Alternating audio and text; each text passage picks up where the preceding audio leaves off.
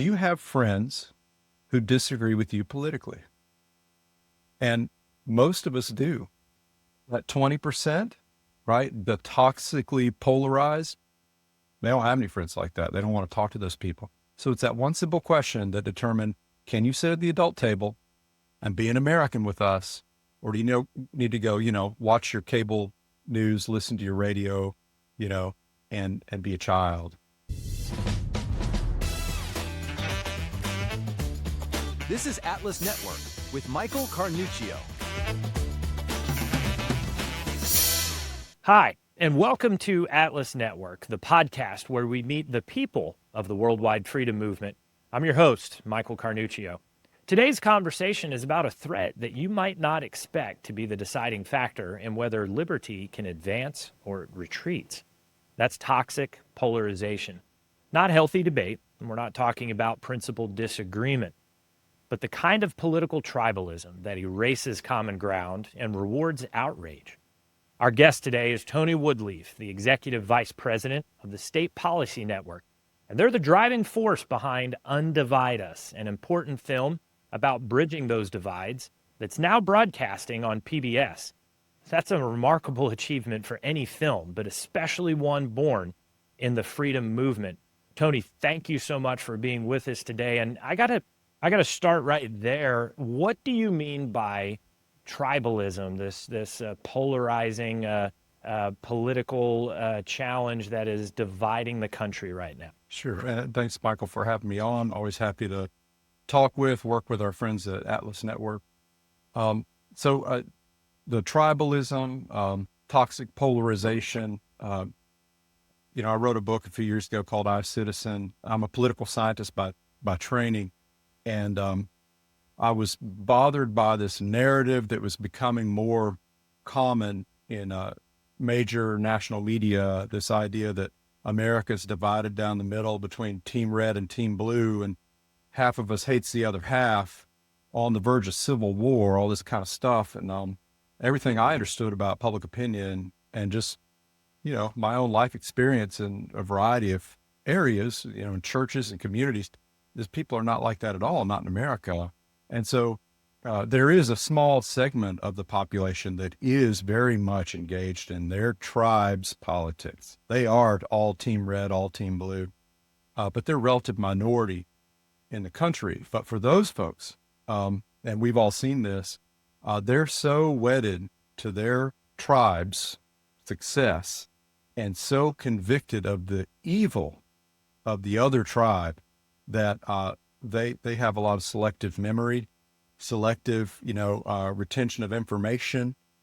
They pick and choose what they pay attention to confirm their conviction that their side is the side of angels and the other side is the side of the devil.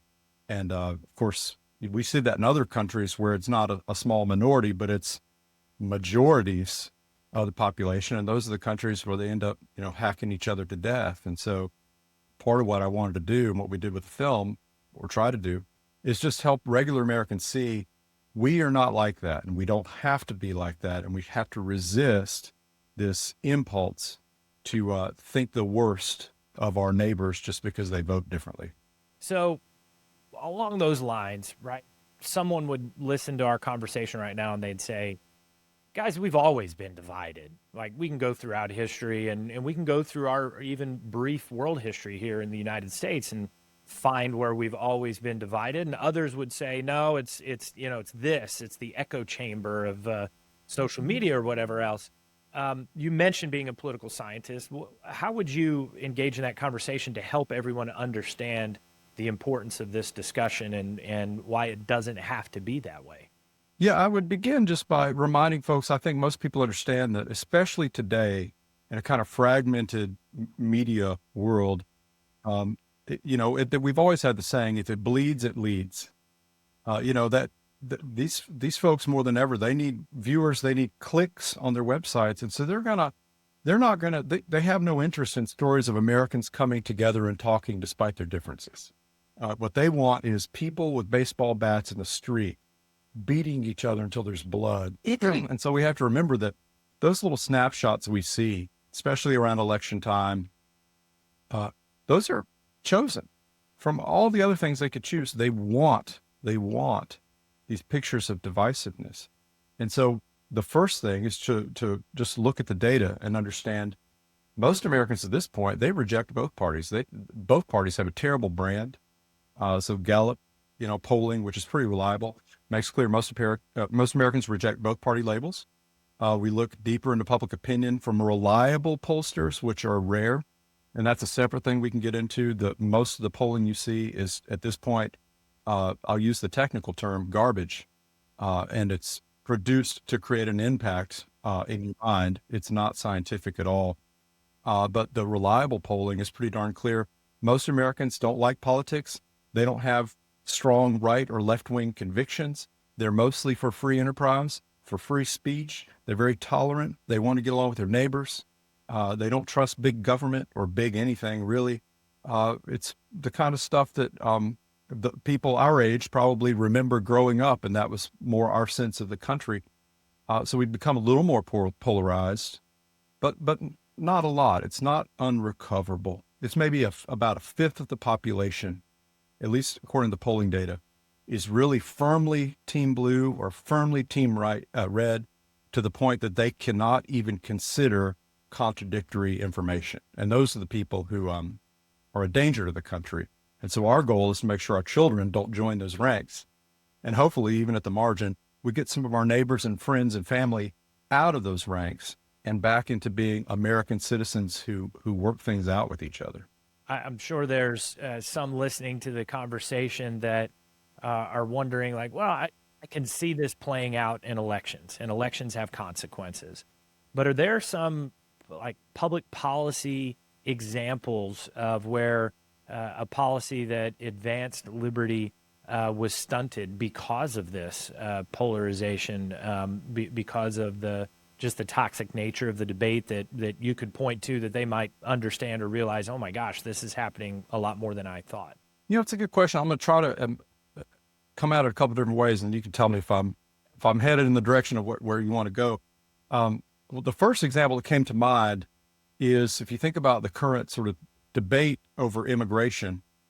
The polling data is pretty ample.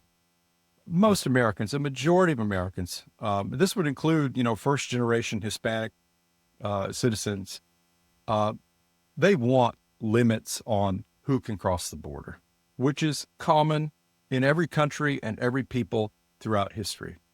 But what what the two parties have given us at this point is either wide open borders, that's choice one, or choice two, agents of the federal government wearing ski masks who are grabbing people off farms where they're working and off streets and shoving them into unmarked vehicles and spearing them away.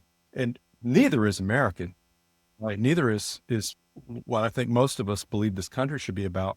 So that's, you see this in policy after policy with Medicaid, which is bankrupting the country, thanks to Obamacare and subsequent expansions.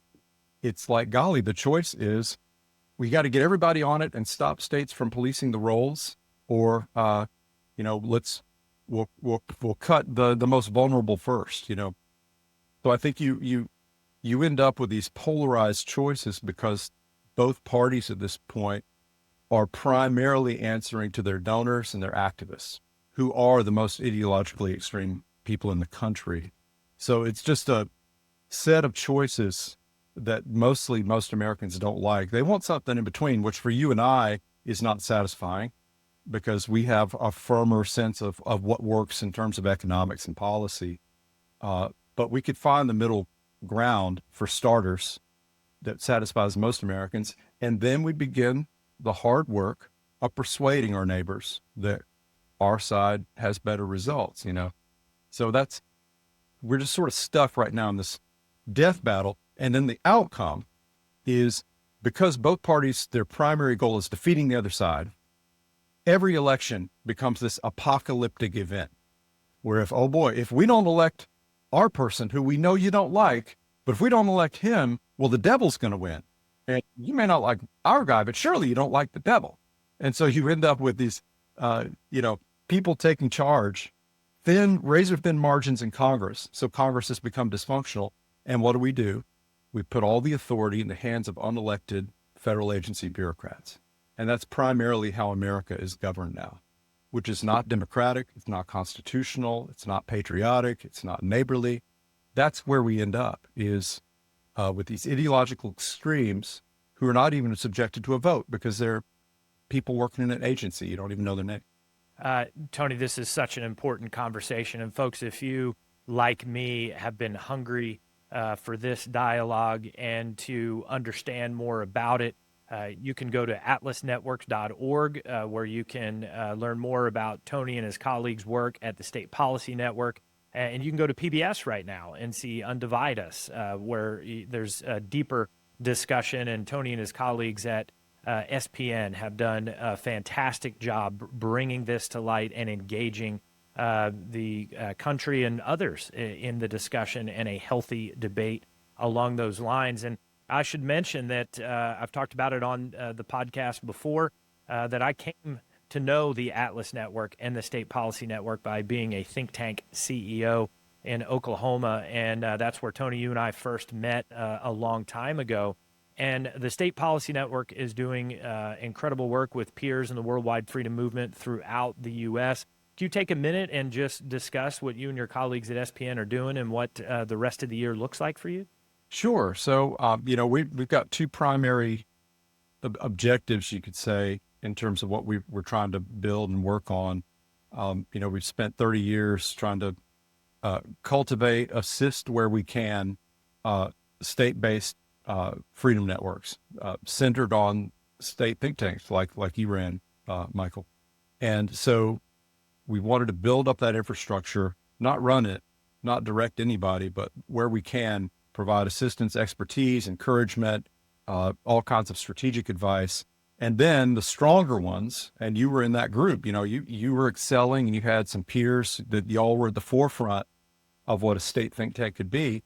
Then the goal is, how do you get the stronger ones to work with the newer ones and bring them along? So that's where the network part comes in. It's freedom fighters helping freedom fighters build this infrastructure in states. And so that's in the DNA of SPN, is building what we call this durable freedom infrastructure, which is different than a political campaign, right? Election season comes along and they rent their storefront offices and get their college kids, to go out and plaster signs everywhere. And then the campaign's over, they disappear. And we realize, no, freedom needs an infrastructure. Government has its infrastructure. So freedom needs its infrastructure. So that's one piece of it. And then the other is just our work on federalism, which, that comes from the realization, like I just mentioned, that more and more of government in America is administered by federal agencies undemocratically. And our point of view is that freedom infrastructure in the states can be harnessed to mobilize state and local elected officials to take it to those federal agencies, to tell them, nope, you're not coming into our neighborhoods and telling us how to live. We're not going to accept all these strings you're attaching to these federal grants that you don't have authority to attach. We're not going to follow your directives, your dear colleague letters that have no legally binding power. We're just mobilizing that resistance, #resistance, it could work for us too, against undemocratic, unconstitutional federal agency behavior. And so those two twin things: build infrastructure in the states, help all our colleagues and allies in the states learn from each other and do better, and then mobilize where we can against undue federal influence. Tony, just before this episode is going to air, the State Policy Network will hold your annual meeting where you gather the entire network together, and there's celebration. There's what you talked about there, kind of case studies and building each other up. But why do you all find it so important? I mean, the SPN annual meeting is a big deal every year, right? It is a go-to, a must-attend event. Why is that? Why is it so important for you all? Well, one thing we found, and you could attest to this, Michael, is just, if you're running a state think tank, you've got important work. You've got a lot of inertia working against you. You've got a lot of people who, I would say mostly, they mean well. They're on the other side of things, maybe just mindset, or they're working within government, or they might be in private industry, but, some of their bread gets buttered by the way government works. And they're good people who we would say, hey, we think you're misled on some things. But it can be pretty darn lonely if you're in that little outpost for freedom in your state, having a lot of powerful people grumpy at you most of the year because you're saying, hey, maybe we shouldn't raise taxes again. Hey, maybe parents should have a little more choice in what schools their children attend if they go to a public school at all. And on down the list of challenging the things that the powers that be are happy with, that can be lonely. And so one thing we've seen with these peer gatherings, and I'm sure Atlas Network has a similar experience with all the work you do with, freedom fighters around the world, just bringing those folks together at our annual meeting and in peer gatherings. Number one, it just gives encouragement. I'm not alone. And then from there, it gives you ideas. Oh, they did this in Texas. I wonder if we could do this in Oklahoma, and then you start to spread the good ideas, or at least spread the knowledge of what doesn't work. And we found that that's pretty important, just the human connection. So people understand I'm not in this fight alone. It feels like it in my state capital, but there are people like me all over the country who are doing the same thing, and I can take encouragement from that. Yeah, as a think tank CEO, I found very quickly that if I was going to leave Oklahoma for 2 times a year, I was going to go to the SPN annual meeting, and I was going to go to the Atlas Network Liberty Forum and Freedom Dinner in New York City every November. Then as I transitioned out of that role and became a donor and a contributor and a partner from other ways, I found that the SPN annual meeting and Atlas Network's Liberty Forum and Freedom Dinner were must-attend events from that side of the table as well. And so if you're listening right now, I encourage you to go to atlasnetwork.org, where you can find out more about the SPN annual meeting and all the work that Tony and his colleagues are doing. And you can also sign up to attend Atlas Network's Liberty Forum and Freedom Dinner. So, Tony, we're talking about Undivide Us, that's airing right now on PBS. And we're talking about the mission and vision of the State Policy Network. Connect the two for me. Why was this an important project that you and your colleagues said, hey, we need to do this, now's the time, and this fits with the work we do? Yeah, sure. So the film came after my book, I, Citizen. In the book, I was just, the first half of the book, it's in 2 halves is how I break it down. The first half is a bunch of data, playfully provided, so it doesn't put you to sleep, I hope. Yeah, it's a great read. Yeah, well, thank you. It I think establishes pretty clearly, we are not on the verge of civil war. We can get along this country. We are capable of self-governance, right? Because what happens is political elites in Washington make you think half the country's crazy. So you got to vote for whatever loser they offer you. And once they barely win, well, you better trust them with whatever they want to do, because if you don't, the crazies get in. It's a way to avoid giving us viable candidates who can govern responsibly, and getting us to hand over our authority. So the first half of the book is just nailing down, Americans are not the problem. My neighbor is not the problem. It is those people in Washington, D.C. And then the second half of the book is, all right, what are you going to do about it, right? You're a citizen. What can you do? And so, some of my colleagues at SPN and elsewhere felt like, well, at least the first half of that book, that could be an encouraging film if part of what we want is for as many Americans as possible to understand we're not at the edge of civil war. Don't be so darn depressed. Don't retreat from the public square, which is also what the DC elites want. But trust that you can have meaningful conversations about hard things with your neighbors and friends and family, and it will bring you together, not tear you apart. Now, like I said, 1 in 5 people, they can't participate in those discussions. We all know who they are. We all got that one uncle or that one lady at church or whatever it might be. You love them, but they are incapable of sitting at the adult table. So, all right, well, you don't include them in the discussion. But it was an effort to show that 80% of Americans can sit at the adult table and talk about these things. So stop letting the 20% of grown children determine how this country talks and gets along or doesn't get along. So that was the effort behind the film, was to get regular Americans in different cities sitting down and talking about hard things: abortion, crime, race, education, welfare, transgenderism. And a lot of people thought, are you crazy? You're going to get like a dozen people off the street and ask them what they think about abortion? You better make sure there's no sharp pencils at the table. But our bet was, if we screen them a little bit of screening, we could do this. And the screening was very simple. It was almost diabolical how clever this was. And it wasn't me. It was some of the folks we worked with at Heart and Minds, D. Alsop in particular. The screening question is, do you have friends who disagree with you politically? And most of us do. That 20%, right? The toxically polarized, they don't have any friends like that. They don't want to talk to those people. So it's that one simple question that determined, can you sit at the adult table and be an American with us? Or do you need to go, watch your cable news, listen to your radio, and be a child? And so once we did that screen, we got very diverse people from all kinds of walks of life. And it was very encouraging. One of the things that I find most fascinating about your approach in Undivide Us is you didn't focus on a policy debate and then have people telling that story involved. You did the reverse. You focused on people and then brought policy debates into the discussion, but you made the focus about people. That to me makes this documentary a little bit unique. So that was purposeful, I take it, in your approach to try to enter into the conversation.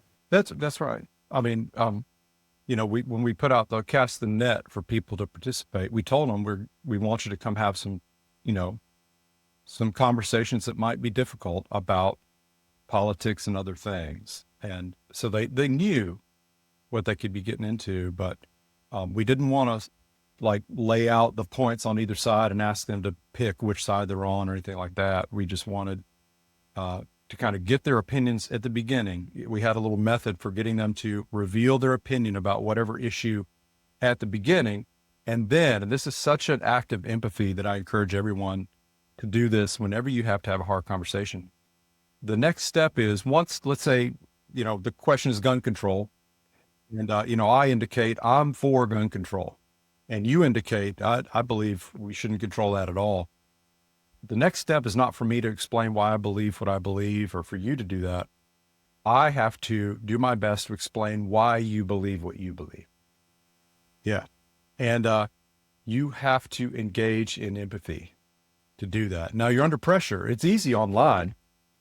You don't believe in gun control. You must be fine with children getting killed in their own schools. They've got press post, but face to face, it's a little tougher to be like a keyboard warrior. And so I have to try to figure out why in the world would you believe that? And it's encouraging to see people who are firmly on one side do their best to engage the humanity of somebody on the other side and try to figure out, how could a decent person who loves their children, pays their taxes, goes to church, all those things, completely disagree with me, an angel. And it really got the conversation going, because then that's an extension of compassion. When someone does that for you, tries to put the best light they can on your belief, well, you feel like maybe you should do the same for them. And then, golly, we got a conversation, I know that I'm going to get a lot of positive feedback on this conversation that we're having, Tony. I know it's going to spur a lot of discussion. That's why I've been excited for us to connect and have this conversation. But it also makes me wonder, what kind of feedback have you all been getting since Undivide Us has come out and been airing on PBS? We got, my colleagues, especially Christy Kendall, who directed the film, and then Carrie Comco, who used to be with SPN, and she moved on to bigger things with Iron Light. They did a lot to engineer showings all over the country. So step one was get people from different cities and bring them together. We put it all on film and did a great job of that. They did. But then how do we then go out and show this all over the place, college campuses, churches, everywhere? And then, created mechanisms for people to sign up. If you'd like to learn more, or I think at one point we even had a civility pledge, can you commit to engage in this kind of discussion, which of course we're not going to look over the shoulder at Thanksgiving and see if they're doing it, but it's just an effort to kind of get them engaged. And so it's very rare in my experience that anyone says, you know what, I think this is all wrong. You do get some of that, if, that 20%, if they see it, then they think half the people at those tables are idiots. But most people, I think they find it encouraging because we've been fed this, I think, just fundamentally wicked lie that we can't get along as a country. It's all you're doing is you're tearing people down, usually with a purpose, which is not a good purpose when you perpetrate that lie. And so I think regular people are they're hungry for some confidence that this is still the country that they grew up loving to some degree. And so that's where I think they've been encouraged by this. So it's one thing to be a successful author and to be able to publish and start a dialogue, talk about it. It's another to be able to translate that into the medium of film and be able to do a documentary.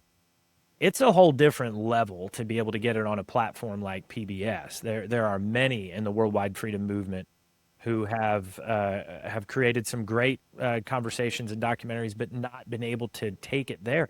How did that come about? How did you all do that? What advice might you have for the next person working on a project like this? Well, step one would be work with Christy Kendall. I mean, she's just such an artful, she's an artist and a director, and man, she hustles. Like the success of this film, and Carrie Conco as well. I mean, they just flat out hustle, and there's no substitute for that. I mean, you said successful author, and I'm thinking, man, I had all this internet trouble before I even got started.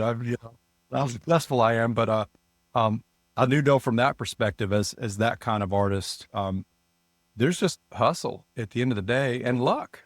Just sometimes lightning strikes where it doesn't. But I had a friend who put it this way: you have to be in the middle of the road to get hit by the luck truck.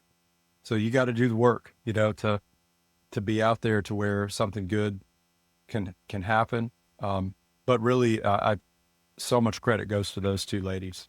So one of the discussions that has a pretty healthy debate around it is funding of whether it be NPR or PBS or anything else, and what the role is there. And so getting this documentary on PBS in the middle of that, when that's a pretty healthy debate right now, have you received any pushback, or did you face any challenge in kind of getting through the final stages to get the documentary to air with them?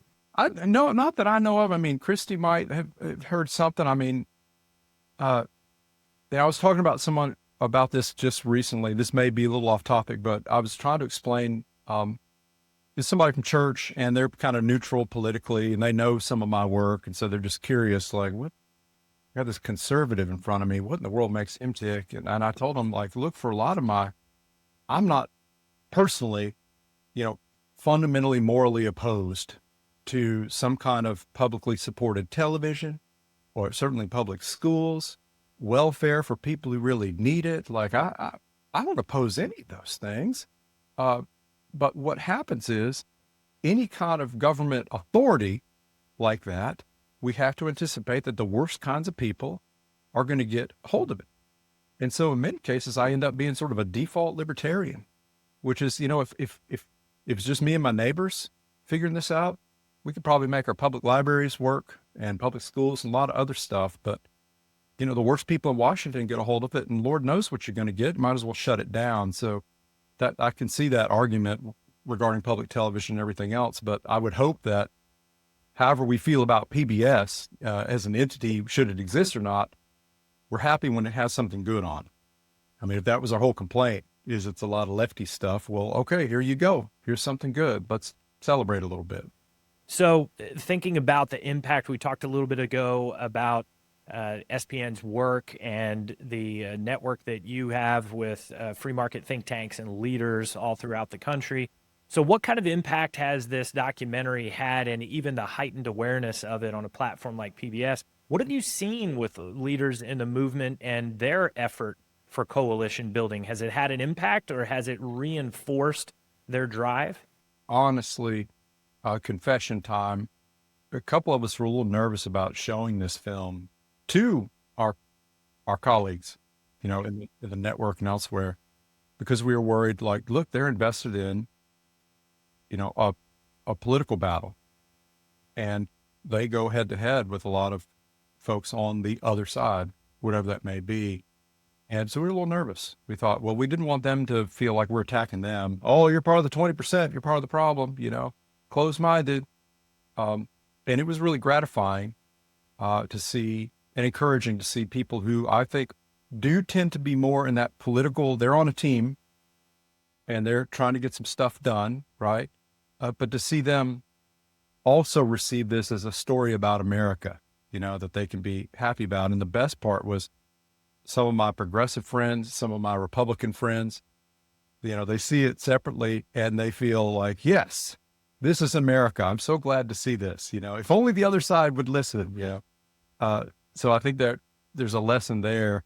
And I know a lot of our think tanks have engaged, have done showings and so on. And I think they've been satisfied with it, because a lot of them are trying to change the tenor in their own state capitals. And I think we all realize, well, what it's like. You've done this. Political influence at the end of the day, especially the state level, you are trying to persuade your neighbor. You are trying to persuade state lawmakers from all over the state who have different interests, political elites in the state who have various interests. You are trying to engage them in a discussion, like, come, let us reason together. It's how I think a lot of political reform at the state and local level happens. It isn't like pure power politics like we see in DC. There's a lot more kind of forcing you to try to get along. And I would hope some of the think tanks in our network can benefit from this film in that regard. When we think about SPN's focus on federalism, your conversation, we were just talking about federalism before. In general, if someone is listening right now and they're saying, yeah, but why is that the most important battleground for liberty, or why is it the right approach to have these discussions at state capitals instead of just taking it all to Washington, D.C. and settling a policy debate once and for all for there? You probably get that question or criticism quite a bit. How do you respond? Well, first, I would just say we never settle it once and for all when we do it in D.C. I mean, they tried that. We had 9 unelected people that tried to settle abortion law once and for all and created how much havoc and unneighborliness and recruited how many people into those fringes that maybe didn't need to be there. I think it did a lot of damage to democracy and to civility. So I don't think we ever settle it that way. And so I view federalism. Now, some of my economist friends, they'll say, well, federalism is efficient. Well, you try different things out and you get to the best outcome the fastest. And then presumably everybody sees what works and they all do it. I don't think there's empirical evidence that's very strong in that regard, but I get where they're coming from. For me, it's simply a matter of, the Constitution, the preamble, it talks about we the people. And so there's this bet that was made, or a prayer that was prayed, right? That regular people can govern themselves in their communities. And so that's the bet we made when we founded the country. And we ought to continue with it, because I don't think we've proven otherwise. I think what's happened is we've had, a group of people over time that have benefited from putting all that power in Washington so they can administer it. So I think federalism, ultimately, it's a matter of letting people have the chance to govern themselves. And then maybe you don't get better outcomes. Maybe they don't do it right. Maybe they make dumb decisions. Look at California, look at New York. But if you can push that authority to the local level, at least then it's neighbors arguing with neighbors. And you have some possibility of them reaching compromises. Whereas if it's Washington, now I have to worry about California's elections, or California has to worry about Texas's redistricting, right? You create national conflict that doesn't have to be there. If Texas can just run Texas, which they will tell you they can do it well, and California can run California, we don't have to have so much invested in other states' elections, all this money pouring in from people who don't even live there. So anyway, that for me, it's when you centralize power, you guarantee a national division. When you disperse power, there's still going to be divisions, but they're between neighbors, and neighbors have a better shot of figuring it out so they can stay neighbors than unelected people in D.C. So, Tony, as we're talking about federalism and the importance or the value of federalism, and I know that's a huge focus for your work with the State Policy Network, you also mentioned durable freedom infrastructure before, and I know your colleague, my friend Lynn Harsh, was the first person I ever heard use that phrase and was captivated by it then. So I want to ask you about the approach to the durable freedom infrastructure, and if you have seen that bring folks a little bit more in a conversation, maybe to the middle, or my friend John Tillman used to say it's a Red Rover strategy, or trying to bring someone that's polarized either over to your side or at least into a conversation with you. What have you seen out of building a durable freedom infrastructure? Yeah, it's my sense of it is like I begin with an understanding that most Americans, and this goes across states, they're not as divided politically as we think. In fact, there's some really fascinating data where like University of Maryland researchers took a bunch of House districts, half of which were consistently blue and who they sent to Washington, the other half red. And they polled in those districts on like 100 different policy questions, welfare, immigration, crime, so on. And about 97% of the questions, there was no discernible difference in the median answer. You get sort of scaled answer on, scale 1 to 7, that kind of thing. Yeah, there's just not that much difference on most things. Some trigger things there are, like homosexuality, transgender, like the real, like hardcore culture stuff, abortion. You're going to get some discernible differences, but mostly it's because most people kind of cluster in the middle. They don't pay that much attention to politics. Stuff that frustrates us policy nerds, but if you think about it historically, I mean, countries where everybody's very inflamed about politics, well, that's where they start killing each other. I prefer my indifferent, fellow Americans, because then you got a chance to get their attention and persuade them. So the point is that I start with the understanding that most Americans in most districts, most counties, they're going to tend more to the right. We know that's pretty clear in terms of they don't like taxes. They do like free enterprise. They believe people ought to be left alone. They believe parents ought to decide what happens to their children. They don't want garbage in their public libraries. Like, they're pretty conservative on most things. So in my view, the durable freedom infrastructure is basically just evening the playing field so we can take advantage of the fact that we have superiority in terms of numbers. Most people are with us on most things, believe it or not. But we have to have the infrastructure to get the word out. Like the news media has collapsed, right? So you don't have any way of getting the word out. Parties in a lot of states are just terrible. They're just terrible. Our friend Matt Paprocki, at IPI, like he's got a whole project to try to recruit conservatives and libertarians to run for the down ballot races on the bet that, that can inspire people. You meet this kid running for a county supervisor. Well, you're at the polls now because you like this kid. You might as well vote up the ballot.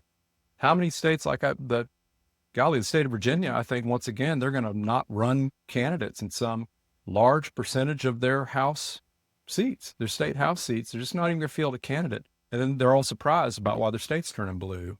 So the durable freedom infrastructure is a way to sort of fill in those gaps and try to just level the playing field in terms of influence, ability to amplify ideas that you can send down the pipeline, people you can recruit to the cause, like all those things.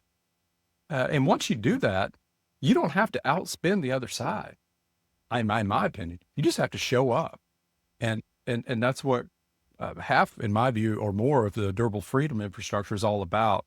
That can be hard for our friends who are conservatives and libertarians who have adopted a sort of embattled mindset, especially, let's be honest, like the direct mail that we've all sent them for years. The sky is falling, the hell, everything's going to hell in a handbasket. It's just not true. But we make them into pessimists.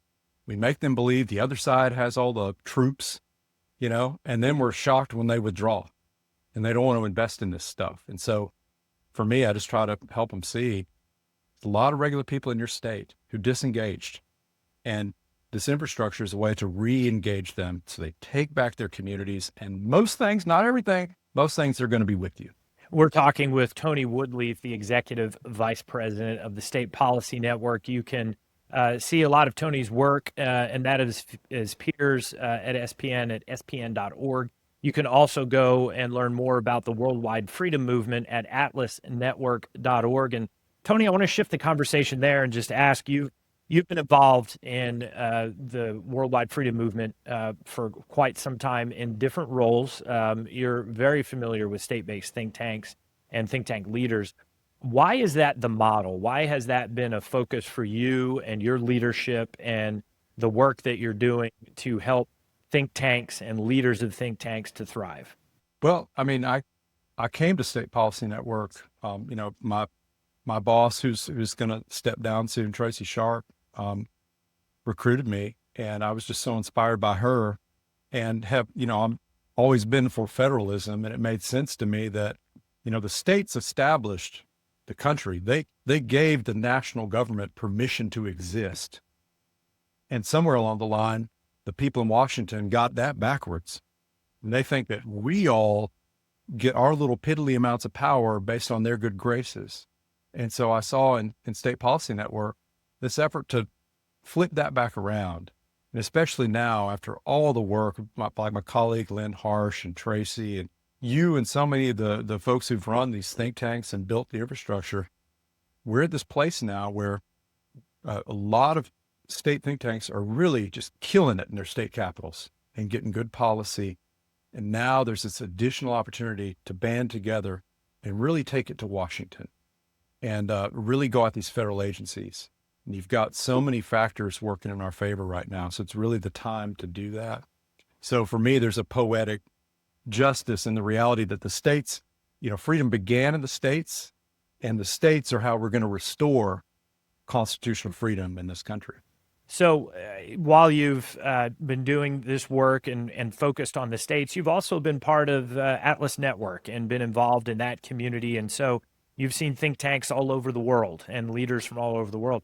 How has that interaction and that partnership through Atlas Network informed you and your work or your colleagues at SPN? Well, I think, first of all, just there's always been a bit of healthy competition, which is so good. Like, you do not want to be the only kid on the track, right? Just trying to beat yourself, right? So I think, Atlas, they've run circles around SPN and some things where we realize, we got to get better at this. Look at their website, look at their video. Like, come on, guys. And then they have their kind of peer gatherings and SPN does ours, and there's a lot of cross-pollination. It's healthy. You need that. Just like if you're on a team, you need your teammates, like especially in practice, to go at it with you so you get better. So there's just that, but also I always go to the Atlas dinner and all those the meetings beforehand, and it's just humbling to hear from people who literally have their lives at stake. And I've used this term. In fact, I don't like the term. I don't know why I used it 15 times in our conversation. Freedom fighters. I normally try not to say that about what we do. I'm not fighting anybody. Nobody's going to show up in the middle of the night and drag me out of my bed and, lock me up in a cell, at least maybe not until the next presidential administration, then we'll see. But the folks at Atlas Network helps and inspires, they put their lives on the line. They really are fighting for freedom. And it's just a humbling reminder that, however much we can all tend to think we are really where it's at, that there's always somebody with a tougher struggle than you. And it's a reminder that we've got it really good in this country. And doggone it, we better keep that, because there's no guarantee that what we have right now will remain if we don't stay committed. So, Tony, hearing you say that, I have to ask, as we kind of bring the conversation here a little bit more about you and about your leadership, what is it that drives you? The passion that I hear from you, the kind of intellectual curiosity you talked about earlier, going into writing the book and whatnot. What is it that drives Tony? You probably asked my kids and my wife. For up until like the 7th grade, I was the smallest kid in class, including the girls. And, you get picked on a lot. I have always just been unable to give in to a bully. even when I'm just going to get pounded into jelly, I just really don't like bullies. And so somewhere in there, I just got this sense in my head that, you know, overweening government, intrusive government, it's bullying. And oh, does it make me mad? And so, this federalism project that I'm a part of at SPN, the Center for Practical Federalism, that's really what drives me, is just anger at what I've seen these federal agencies do over the past several years, where they are just bullying states and communities into complying with the worst garbage that nobody in its right mind supports. But everybody goes along because, well, some federal lawyer sent you a letter and said, you better do this. And so half of our work is getting state and local federalism champions to stand up and say, no, we won't do it. Now, what are you going to do about that? So I think a lot of it is maybe not healthy, but it's anger at bullies. And also, my mother was pretty left wing, but she always loved this country. And, she believed in this country, which is what made her mad about a lot of things. And so I just have that sense as well, that if we just walk away from all this, or we believe the lies about how divided we are, it's betraying that truth about our country that our parents and grandparents tried to teach us. So I guess there's some love in there too, but usually in the morning it's anger. Well, Tony, hearing about what drives you and understanding the fight against bullies and how many times it's a David versus Goliath situation that you and your colleagues find yourselves in, I'm curious, what gives you hope? I find every time that I talk with leaders in the worldwide freedom movement, as you pointed out, some of them literally in life and death situations that they're working with in their respective communities, I find that there is hope, and I can hear it in your voice as well. So what is it that gives you hope? If you get to know regular people, which I've had the good fortune of doing, I've lived in mostly rural, semi-rural areas. Even, when I was working for a big corporation or working for State Policy Network, if you have a church, if you have any kind of, civic involvement, you're going to end up talking with just regular people, meaning people who they're not invested in politics. They're not reading the newspaper first thing in the morning. They're just not, it's not their life. And they may have opinions about things, but it's not their life. And I think you'll find, you talk with regular people, some will horrify you. Some you pray they never vote, but mostly they're pretty good. And if anybody's ever been on a jury duty, I think you see it then where you really do get a cross sample. In fact, maybe not even a representative sample, because these are all the people who couldn't get out of jury duty. And you put a case in front of them. My experience has been, gosh, people really try. Like they just take it seriously all of a sudden. And I've seen in other situations, you put people in a position where they now have to decide things that matter. You ever been, had an accident, car accident, some kind of medical thing, some kind of, God forbid, some, flood or something like that? Man, some people run away, but most people really step into the gap. That's who we are. I don't know how it is in other countries. I hope it's the same there. I only know America. People step into the gap. That's what they do. And so that gives me encouragement that if we give regular people in their communities more authority, they will rise to it. The same way they rise to it when suddenly, through happenstance, they get some authority. They mostly don't shirk. They try to become better, to do what's right. Tony, I love to ask all of my guests on the podcast about food. And you know me, right? I love to eat, but also I think it's fitting for this discussion. A couple of years ago, good friend of mine, Senator James Lankford from Oklahoma, the way he addressed a lot of confrontation and polarization that was happening was he started this effort to, let's just have dinner together. Why don't you come over to my house or host each other for dinner? And the idea was, let's break bread and let's have a meal together and talk. And so it's fitting in this conversation that we're having today. So I wonder if we're having this discussion in North Carolina, where you're from and you're at, what are we eating, right? What is unique to North Carolina? You're saying like, all right, if you're coming here, Mike, and we're going to have a meal, this is the North Carolina experience. What are we having? Well, okay, I'm obligated by state law to mention the barbecue, uh, and then I'm required to pick either Western or Eastern, Carolina barbecue. So, we could do barbecue. I reckon I'm more partial to, my cardiologist really disagrees, but fried shrimp. Like you go down to that Calabash region of the coast, and you can get a big old plate of fried shrimp, fried oysters, fried everything. You just double up on the statins, and just have at it with a cold beer.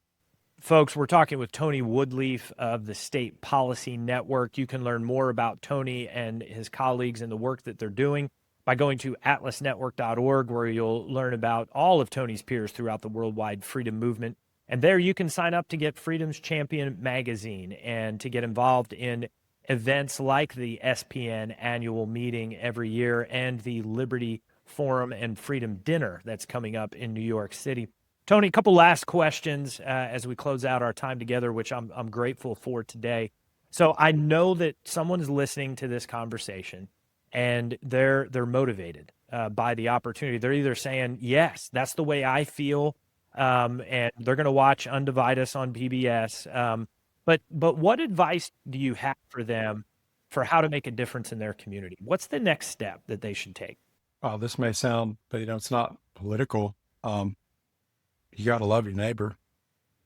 Like, I think the country has been made worse by people who profess to be deep humanitarians who can't get along with their own damn neighbor. And so I think you start there. You got to love your family, you got to love your neighbor, love your people at church you don't agree with. If you can't do that, don't bother with politics. Well, you have no business trying to fix this country. You can't fix your own most important relationships. So I think that's step one. And if you find that within your heart to love people who aren't like you, well, that's really all we're talking about here.